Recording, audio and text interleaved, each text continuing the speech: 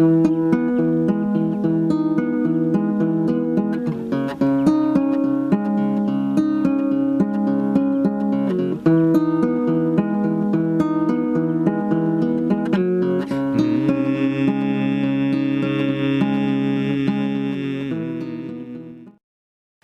come to understand is that this personality nature is integral to this fallen world reality. Now, I'm not going to go too much into the fall at this point, but would point out that many religions and spiritual scriptures of old have talking about what we call the fall of man. And the fall of man is you could say, a fall from our true divine reality into our current world situation, this vibratory matrix which we exist in today. And to understand that our personality selves are integral with this matrix. So when we're coming from self, the personality, trying to spiritualize ourselves, that really it is a futile attempt. That for those who have come to really understand their true divine nature, is that they've turned up into a vertical focus, so to speak. And with that vertical focus, they are now starting to identify with their true divine nature, their true divine soul, which is not to be found at the personality level of this matrix, but at a much deeper and, you could say, higher place in this reality. Is when they've learned to identify with that, they're slowly withdrawing and abstracting their consciousness from their personality nature to its reality, and are thus taking leave of this world. And this is what is happening today. Many more people are awakening to their true divine consciousness, rather than trying to make the personality nature more spiritualized. Now, when most people are out there trying to follow spiritual teachings in this world today, are trying to, you could say, seek externally to themselves for their spiritual journey. What, in fact, they're really trying to do, you hear in terms of the New Age movement, a lot of self-enlightenment, a lot of self-empowerment, spiritual teachings, is that they're trying to, in fact, spiritualize or empower their personality realities. And this is what we find for those who have truly started to put their feet upon the path, is in opposition to the true divine path. It is actually their self trying to prolong its life in this reality. Now, when we look in terms of self, or what the personality really is, we come to understand that our personality natures is only a very poor reflection and caricature of our original divine self. This is our fallen nature, which an element of our consciousness has become. So we are fundamentally disconnected from our true divine reality down here.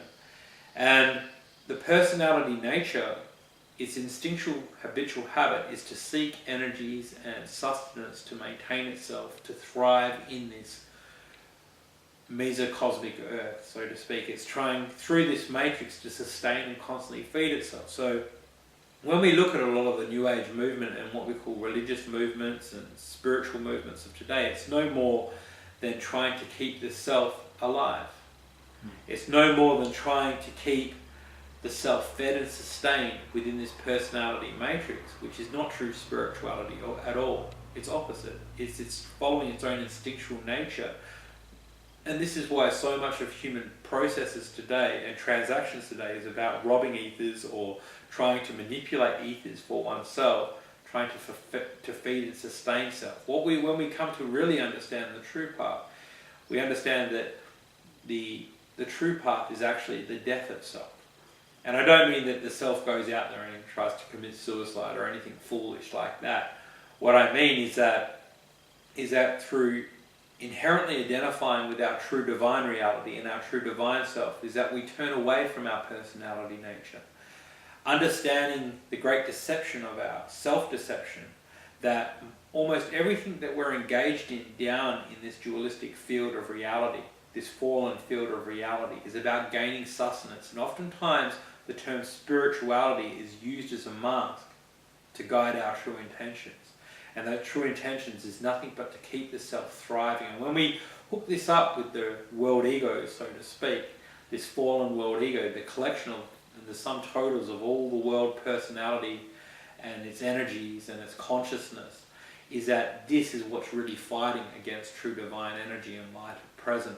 So the world ego has really set itself against, and it's trying to survive. The old world consciousness is what you could call the great biblical beast, is trying to offset and stop the great and true awakening which is happening at present, which is a true divine awakening, which will come with its death. So it's resisting it. And this is what the New World Order is all about, really, if you want to look at it. And people should really understand that if they're identifying with their personality nature, and that if they're trying to continually make it thrive, the old world consciousness thrive, you know, at the expense of their true divine innate nature, that they are part of this.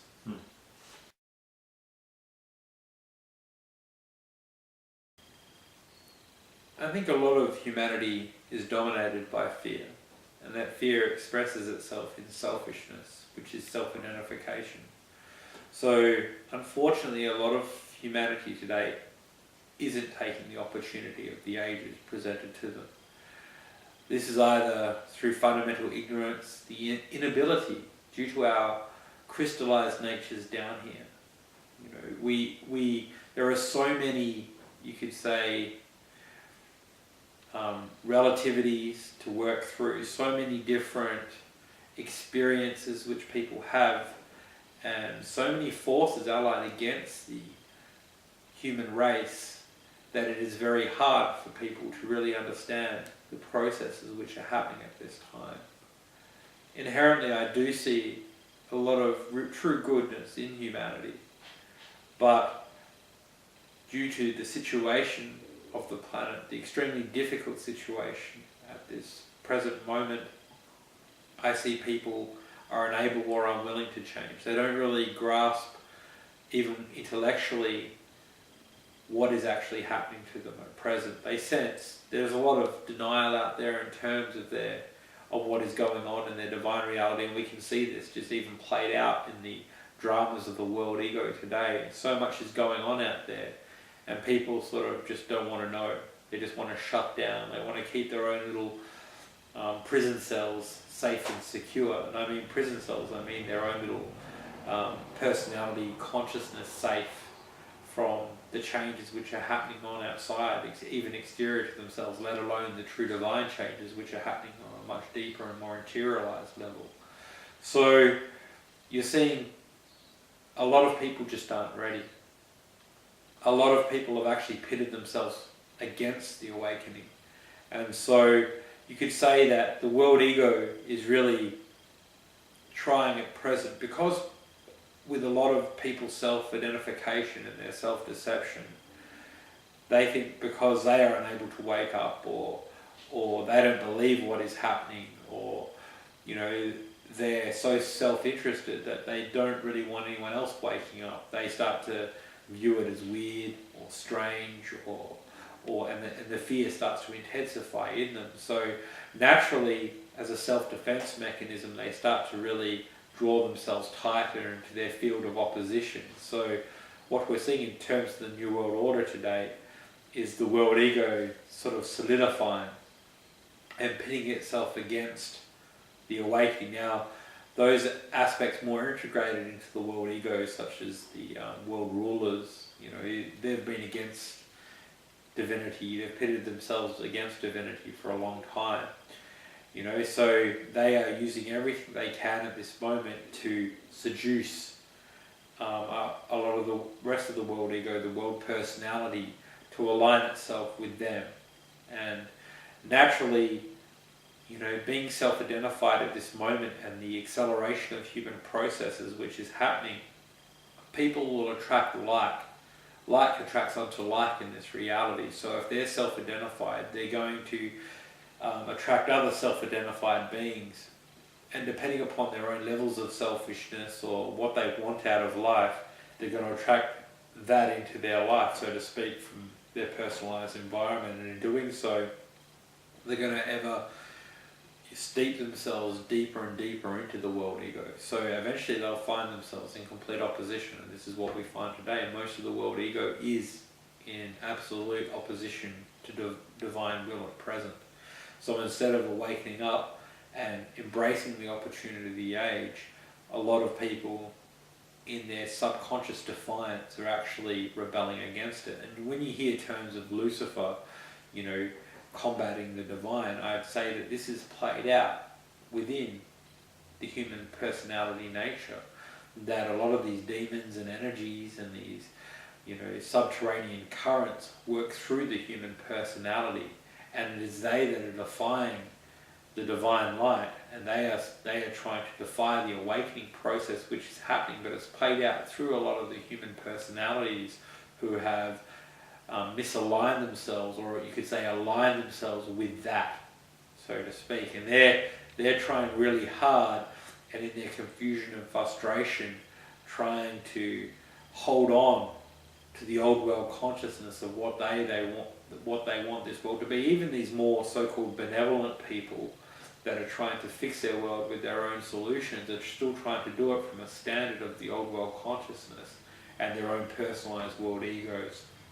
So even with the best of intentions, instead of truly freeing up in terms of their consciousness and surrendering to the true awakening process, or they're either unwilling or unable to do so, and thus are finding themselves in opposition to what is really happening.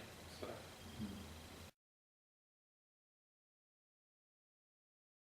The real area of conflict resides within ourselves. Is that what is happening, the real battle is an internal one, and that we're finding with today's shifting realities and the influx of new planetary energies into this world and into humanity itself, is that we're being forced to make a choice. What is that choice? It's serving our own inner divine nature or our personality nature, and thus the world ego. So what people are being forced to do in essence is to make a choice, and that choice is that, are we going to, you could say, lay ourselves low and allow our true nature, that true divine unity, to slowly awaken us and to bring us through a process of living initiation into its reality, so that we emerge from this, we go through a process of the cocoon to the butterfly, to our next stage of true divine evolution, so to speak? Or are we going to sit and resist these changes, resist the inner call from within because of our self-identification? And with that self-identification serve the forces of the world ego, which have actually pitted themselves against the divine at present. So what we will find at the end of this, we cannot serve two masters. It is that either we trust in our own inner divine knowing and go the path and awaken to that which is truly real, or we continue to hold on to our illusions within this fallen reality, and in doing so fall perhaps even deeper into the illusion, or actually in the end rupture ourselves so fundamentally from our divinity that we are forced to struggle and perhaps war with each other with no sense of what is real anymore. And this is a choice being put before all of humanity today. Many have already made the decision to wake up, and with that decision to wake up, they're going to find themselves in a process of beautiful new discovery. As they realize who and what they are, and as that divine intelligence starts to permeate and touch their sparks and to arouse their true nature, they're going to find themselves inside of a process that they are waking up to what they always were. They're just forgotten for so long, and what they always were is so beautiful, so benevolent, and so powerful that our little personality cells down here just wouldn't understand it. For those who choose to pit themselves against the true awakening of the planet, they're going to find themselves in a much deeper struggle, in fact a much more frantic struggle, as confusion now arises within the population, because many people are starting to really see and feel, even though they might not be aware fully of what is happening at present, that life is becoming much more complex and is speeding up. And if they continue to deny or not to seek, but to shut themselves off into their own little cocoons of illusion, even further in delusion, then it's going to be like a veritable boiling pot down here. And in the end, they won't be able to hide as what they've been doing so far. So what is really important for people to understand is that the process which humanity is going through is a beautiful process.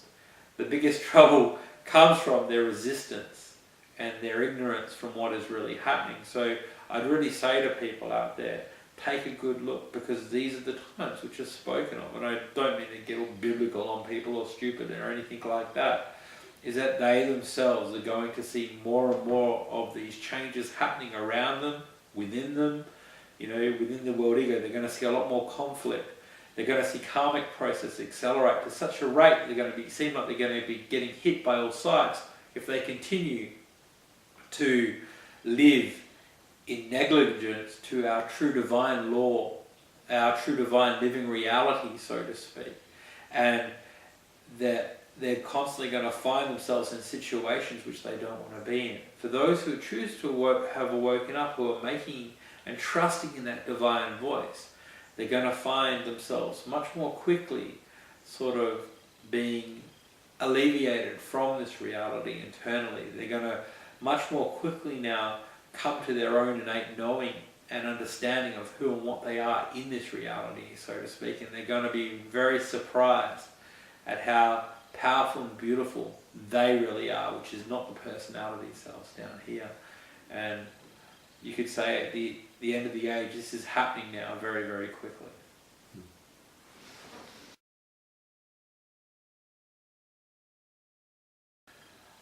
We must understand that the illusion is this world.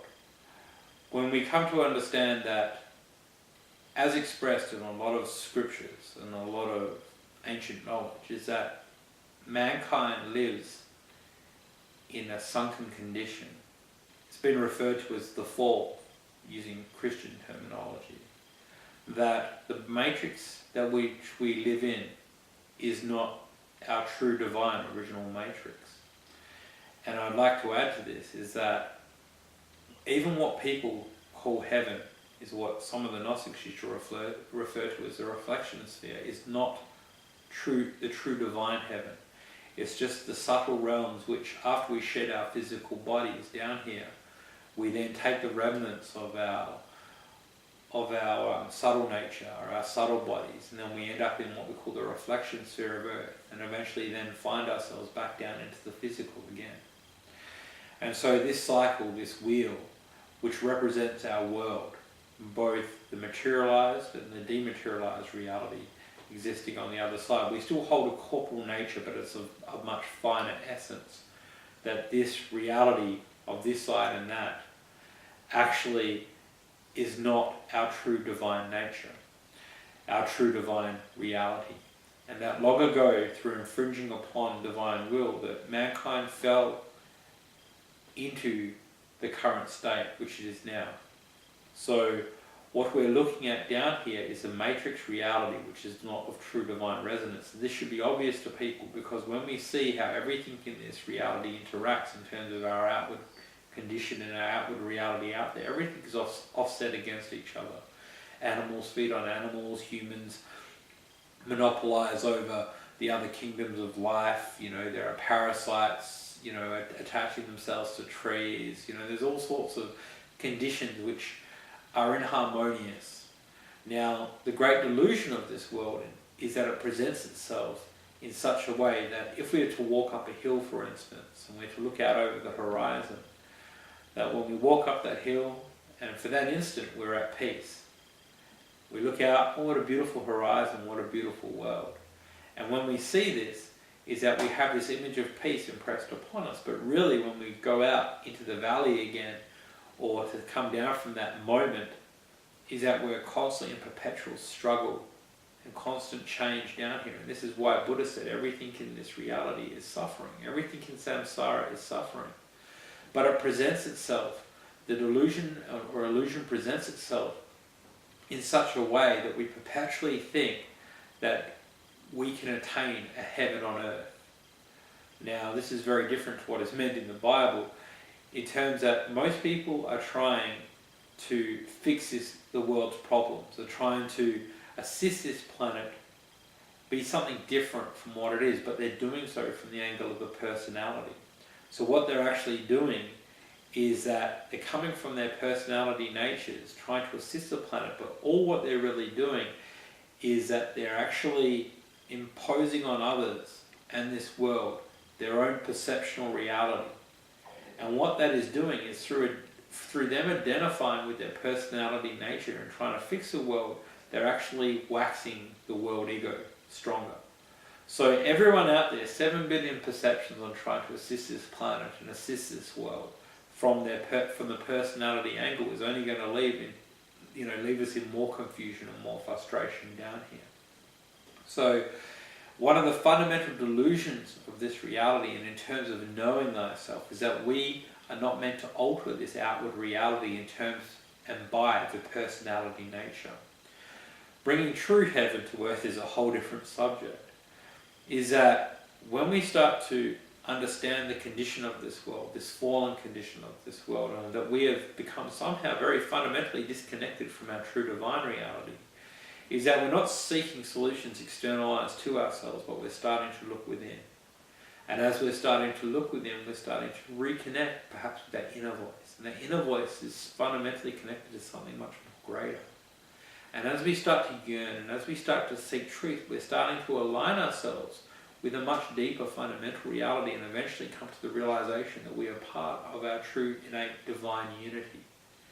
And that aligning with that divine unity allows the divine expression then, our true inner divine selves, to start to make contact with our reality down here, and reconnecting up with that is what is bringing heaven to earth. This is the true resolution to the world's problems. It is not externalizing oneself and joining organizations and forming groups out there trying to assist. And this fundamental delusion out there is what's keeping the great delusion perpetuated. We must come to understand that of ourselves, of our own personality natures, we can do nothing. It does not mean that we're helpless fish on dry land. Essentially, we actually are in some degree. But, it doesn't mean that we just give in to the world ego and do nothing. What it really means is a much deeper look at this reality, and to actually truly affect the deeper interchange necessary is to really go within and reconnect with our divine source. And reconnecting with that divine source will inherently bring the true solution. And that true solution is what's been hinted on throughout the ages. It's been with us ever since humanity's fall, but which is lying veiled at this point. And I'm just encouraging people to seek deeper so that they unveil that mystery. Because that innate divine mystery is what is the true resolution. There is no point trying to help others or help the world if you've not come into fundamental contact with your true divine inner reality and thus divinity itself. That is the delusion.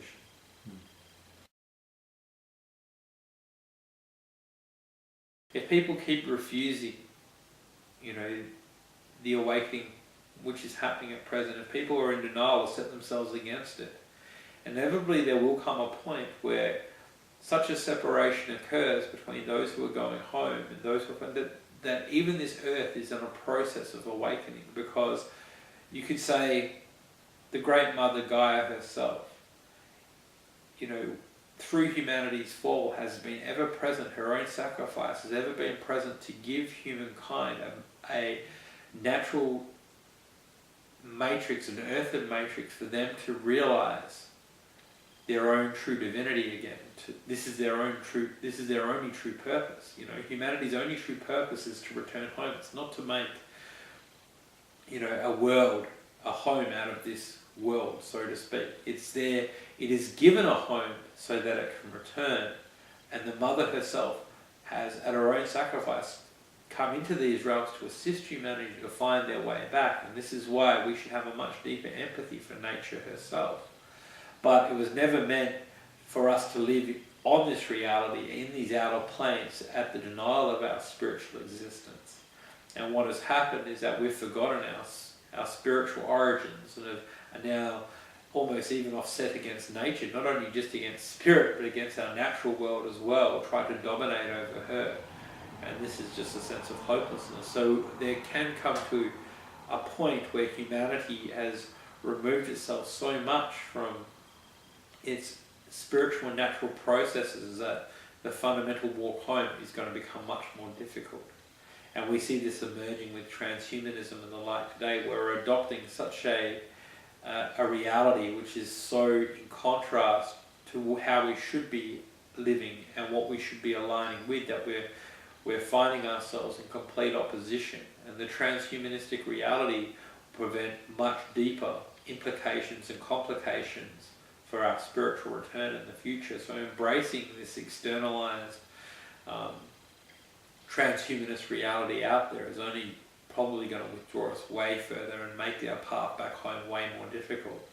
So instead of just marching forth to the beat of someone else's drum in terms of them imposing their reality on us, in terms of this transhumanist reality, is that we start to first of all acquaint ourselves with nature and our own innate divinity, and turn away from this world, so to speak. And I mean turn away from this world matrix in trying to, not only affect change in this reality, but also to see this world for what it is. Because if we lose ourselves to this matrix to such a degree that we have lost all contact with either Mother Nature herself, and her intelligences, or with our own intrinsic divine nature, then we can find ourselves so far removed from that, our true realities, that it's almost impossible for us to get back home. And unfortunately, this is why I sound this warning, is that humanity's really got to take an assessment of what's going on down here. In fact, so many people are so far embedded within this dualistic outer matrix, is that they find it absurd even that we have a spiritualized reality, a spiritual reality, a divine reality there. So what do you say to that? So. Well,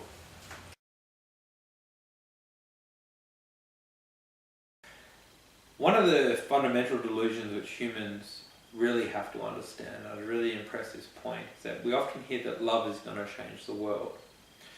Now, when most people talk about love, they're really just talking about human sentiment, and that what is human love is very different from what we call divine love. Human love is an emotional sentiment which we often give to each other in terms of a form of sympathetic resonance with each other. But really I would get people to question is that kind of love is not really going to save anyone at all. Human love, it is necessary in this world, because a world without human love, that empathy, that generalized respect for each other, and that sentiment and emotion and that reciprocation with each other, even in human forms, would be quite a terrible world. It would be a very emotionless world. But I'd like to point out that we really have come to the point where we must understand what is meant that love will save the world. And what the ancients of old were talking about was divine love. Now, divine love is part of the unity, that divine field which we're talking about. And as we become aligned with it and conduits for its reality and its living reality, I would say, which is not of the human personality nature, as we align with it, then it expresses itself into this reality that does not feed to human ego, so to speak. A lot of people get confused when they talk about, in terms of love, it's about feeding each other with this beautiful energy of sentiment, so that they are really, in terms of what they're receiving, is still feeding the personality nature. So when we look at human love is still just an extension of the human ego trying to keep itself safe and immersed and prolonged in this reality. When we're sending each other love, in terms of the human personality, dualistic nature, it's another form of keeping us sustained in that comfort zone, which is really fear in disguise. And I want people to really look deep within that, because when people are sitting there saying, I love you, you're feeling good about yourself. You're still keeping immersed in the self-centered matrix of reality, which the personality nature, which is actually keeping us bound into this reality.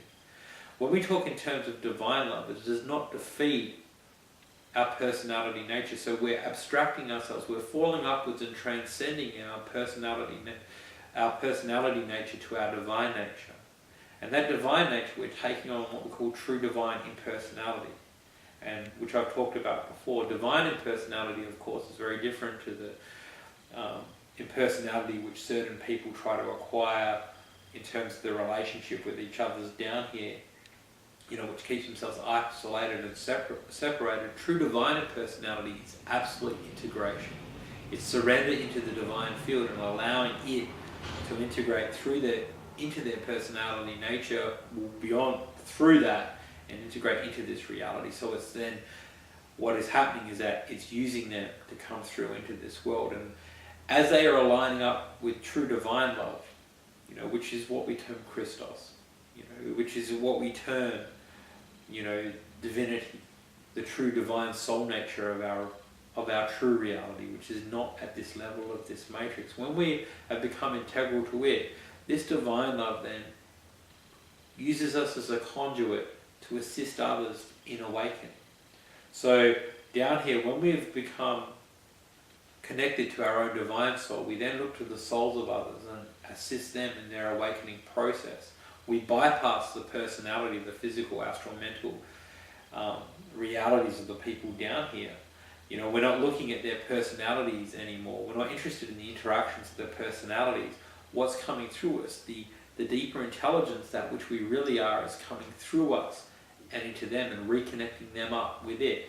So we're then really connecting. Again, connection just through the personality vehicle, through identification with that, is one vast illusion. So in terms of divine love, we really have to understand is that we are in a process of becoming still and empty down here, not engaging so much in the dualistic personality processes, but taking that step back, realigning and reconnecting with our true divine selves, and through this process it will dissolve ourselves up. It's like dying to our true nature. The personality starts to die to what it thought it was, to its divine nature. And through that process, divine love enables access into this world. Again, more and more people are lining up with their true divine nature. A true unity comes to this planet. They find themselves not trying to outwardly form groups, which is, again, nothing but a series of cults, of personalities, of collectives trying to come together. This is part of the old world consciousness, the illusory consciousness trying to affect change in this world. We naturally find ourselves in the inner sympathetic vibration with others who are also aligning up to their true divine nature. And together, as groups, they will naturally come together and form conduits for divine expression into this reality. Very different to these cults which are out there, which are just personalities gathering under a certain dogma. And this is hinted on, I think it's the last James Redfield book, a deeper understanding of the group processes. But when we talk in terms of group, it's a natural alignment on the inner levels, and it shows itself exteriorized in this reality. You see, by people naturally coming together per se, but it's not a group, it's not through a personality identification. It's a natural grouping in terms of their inner alignment, and they don't even have to be in physical proximity to each other. It's an internal process, and those who are aligned will enable that divine love, that divine living field of energy then to come down and express itself into this world. When two or more are gathered in my name, I shall be there with them.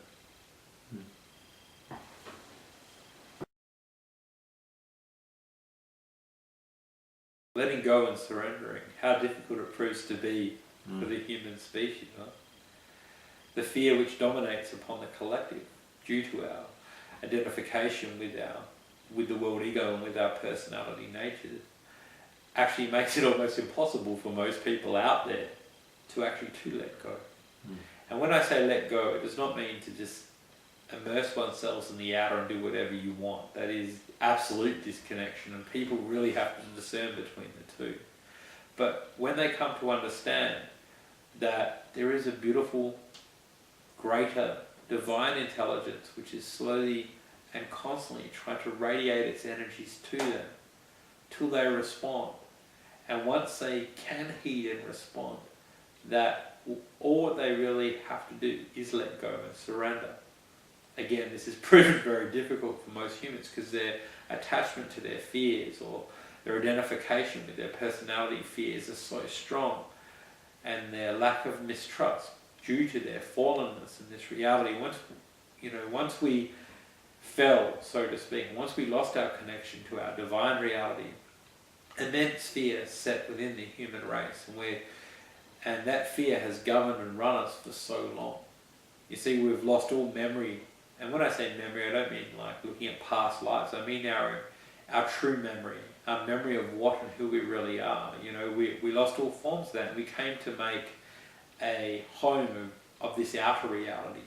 But this outer reality is not our home. It's only offered to us to a degree to enable us to find our true way back. You see? And what's happened is that, people are unable, because they've lost that divine connection, and they misunderstand the nature of this reality and what they're here for, they hold so hard onto this reality. So when they're asked to let go and surrender, all sorts of confrontations and fears rise up within them.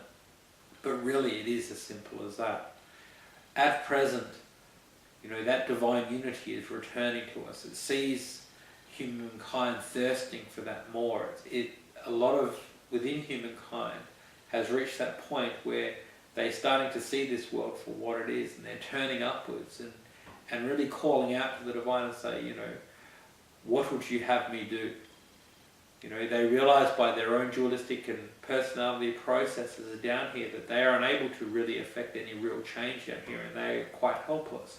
Now, a lot of people would find that very frightening, but for those who truly understand that is the moment of opportunity, is because when we realize by all of our, futility in trying to affect change in this world, that we ourselves cannot, then we might have that opportunity to turn up. And that real turning up, that falling upwards to the divine and calling upwards to the divine and saying, okay, of myself, I can do nothing. I really need help down here. And what we're really engaging with is not some externalized entity out there if we're coming from the right place. If we're truly coming for that sincerity in that right place, we're actually invoking the divine. And that divinity, that unity, that cosmic unity which wants to come through, will come through and assist us. It has to, because that's what it's there for, you see. And through that process, we will awaken. And it is, once we've really decided, once we see this world for what it is, call it out for what it is, understand our personality nature for what it is, and its inability to really affect any real change or any real solution to the problems of the earth. When we see that for what it is, and we turn upwards, and we really come with that sincere voice and say, of myself I can do nothing, what would you have me do? Then that invokes that response from divinity. And then once that process has started, and once we yearn, that yearning grows within us for the real, true and the real, realizing that this is not the true and the real, then a process starts to take place. And that process, all we have to do then is surrender. Learn right surrender, and the ability to let go of everything that we thought we knew. Because the reality which is now waking up within us all is going to require nothing less than that. It is slowly coming in and merging with us, slowly awakening us up.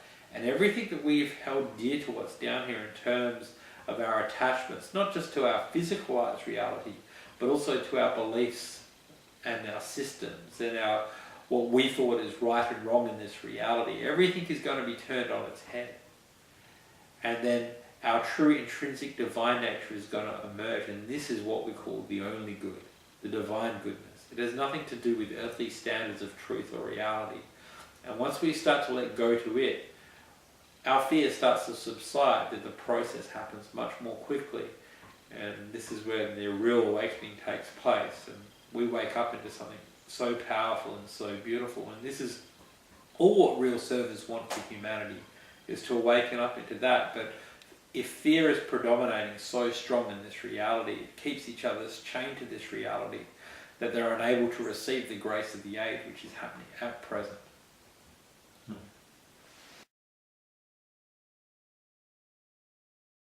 coming to our divine nature really is opposite all our human instinct, so to speak. And this does not mean that we run off and do horrible things. This is the fears which induce humanity to think that letting go means all this horrible stuff is going to happen. You know, this is the fear which all of us have in us. It's sort of like when we come to a doorway to take our next step out into our greater reality, we fear what's behind this door. Our mind conjures up all sorts of images of what's beyond that door, so we fear to open up. So we sit on the other side door, our reality has become claustrophobic, or we're too afraid to open that door, to really allow the light in, so to speak, to shine on this darkened world. Is because we fear more. Our fear has become so powerful within us that even though we're suffocating in a world at present that we cannot stand, and which we're looking around so frightened, we much rather conform to that than actually push open the door to allow the light in.